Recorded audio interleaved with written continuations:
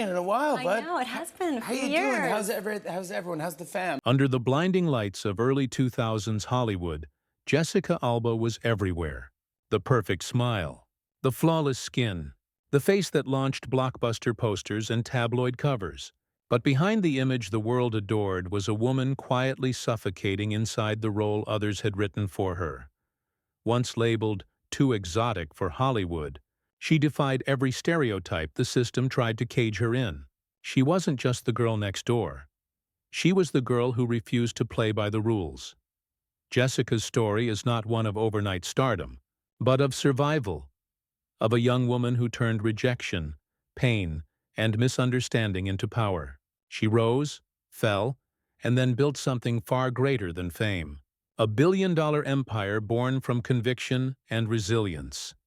So how did a frail girl from a working-class, California family transform from an over-sexualized it girl into one of the most influential businesswomen in America?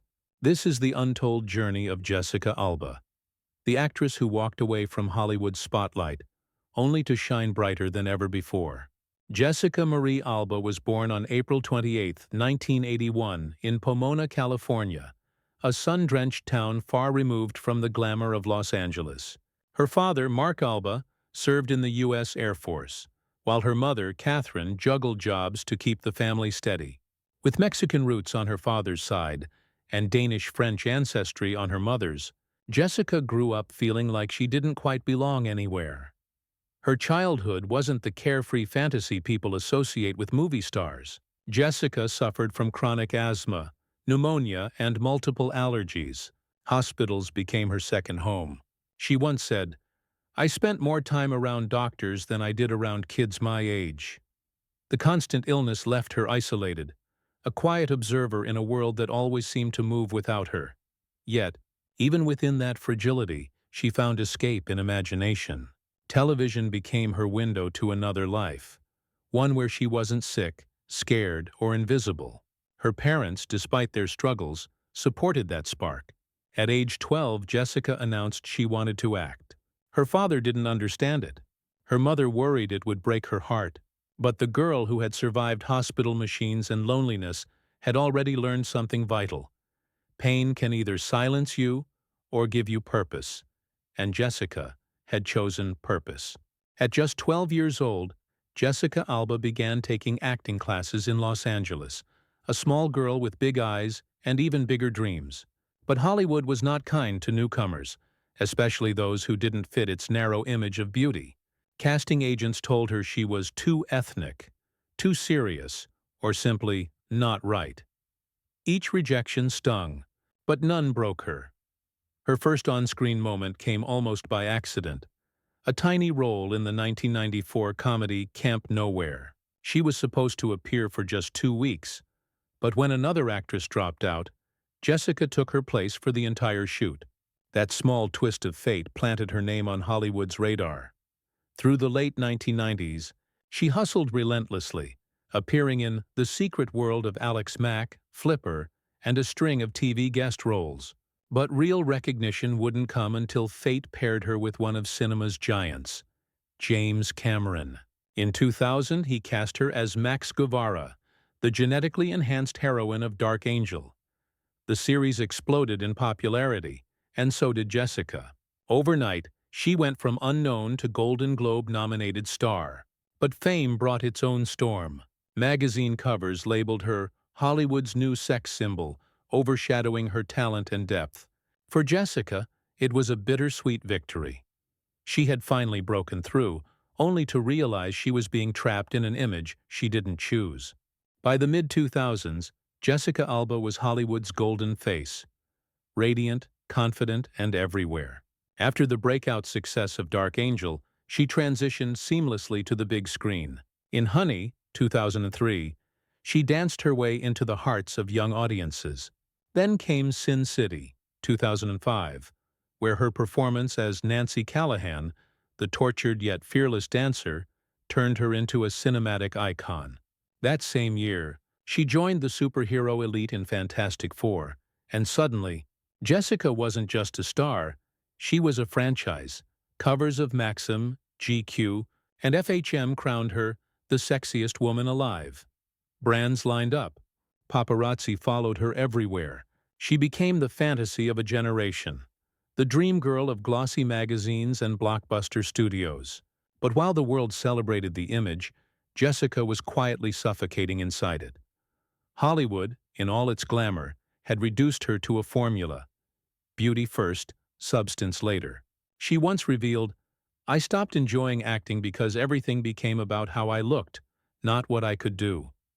Despite box office success, she felt disconnected from her craft. She turned down roles that required nudity or objectification, a decision that made her a target for directors who labeled her difficult. Her fame had come fast, but it came with strings attached. Jessica wanted to be respected as an artist, yet Hollywood only wanted her as an ornament. The more she rose, the more she realized that her reflection on screen didn't match the woman she was becoming. It was a painful awakening, to be loved by millions, but understood by none. And soon, that dissonance would push Jessica Alba to make one of the most daring choices of her life. For someone who seemed to have everything, fame, fortune, and beauty, Jessica Alba's breaking point came quietly. After Fantastic Four: Rise of the Silver Surfer, 2007, the media turned vicious. Critics mocked her performance as wooden, calling her a pretty face with no emotional range. Headlines that once worshipped her now ridiculed her, but what the public didn't know was the emotional toll behind those headlines. During filming, a director reportedly told her not to cry too ugly, saying it would ruin the shot. That moment shattered her confidence. "I felt like I was being told that my instincts were wrong," she recalled later. "I didn't trust myself anymore." She withdrew from Hollywood almost entirely. No public scandals, no meltdowns, just quiet disappearance. Behind closed doors, she was grappling with an identity crisis. Who was Jessica Alba without the spotlight? In 2008, she married producer Cash Warren and soon became a mother. Motherhood changed everything. The endless photo shoots and red carpets suddenly felt meaningless compared to holding her daughter. But stepping away wasn't easy. Hollywood doesn't forgive absence. Offers dwindled. Her star power dimmed. The same tabloids that once chased her now ignored her. For the first time in her life, Jessica wasn't chasing success. She was searching for peace. And in that silence, she discovered a new calling, something far beyond the world of cameras and scripts. A revolution was coming, not on the big screen, but in how she would rebuild herself from the ashes.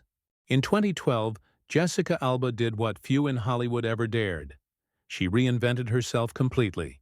After years of feeling objectified and unheard, she channeled her frustration into something tangible. The Honest Company, a brand built on transparency, safety, and sustainability. It wasn't a celebrity vanity project. It was born from her own experience as a mother frustrated by toxic baby products and misleading labels. At first, no one took her seriously. Investors laughed. Industry insiders rolled their eyes. But Jessica, who once fought to be seen as more than a pretty face, refused to back down. She spent years researching, pitching, and building a team that shared her vision. Then it exploded. Within a few years, the Honest Company became a cultural phenomenon, redefining clean living and turning Jessica into one of the few Hollywood stars to achieve billionaire status outside of entertainment. She had finally found meaning, not in applause, but in purpose. Ironically, her success brought her back to the screen, this time on her own terms. In LA's Finest, she portrayed a woman both powerful and flawed, a reflection of herself. Jessica Alba was no longer Hollywood's it girl. She was the boss. Her transformation wasn't about reclaiming fame. It was about reclaiming herself. Today, Jessica Alba stands as one of the rare few who conquered Hollywood, and then walked away to build something even greater. Her story isn't just about fame or even fortune. It's about control. Taking back authorship of her own life in an industry that tried to script every line for her. From a sickly child in Pomona to the fierce heroine of Dark Angel, from Hollywood's sex symbol to the founder of a billion-dollar empire, Jessica's journey is proof that power doesn't come from being seen. It comes from being true. She didn't let failure define her. She didn't let labels limit her. Instead, she rewrote them, on her own terms. And through it all, she became something far more enduring than a movie star. She became a symbol for women who were told to smile when they wanted to roar, and for dreamers who realized that the spotlight is only one way to shine. Jessica Alba's journey reminds us, you can lose the world's approval and still win your own. If her story moved you, don't forget to like, share, and subscribe. Because behind every Hollywood smile, there's a story worth telling.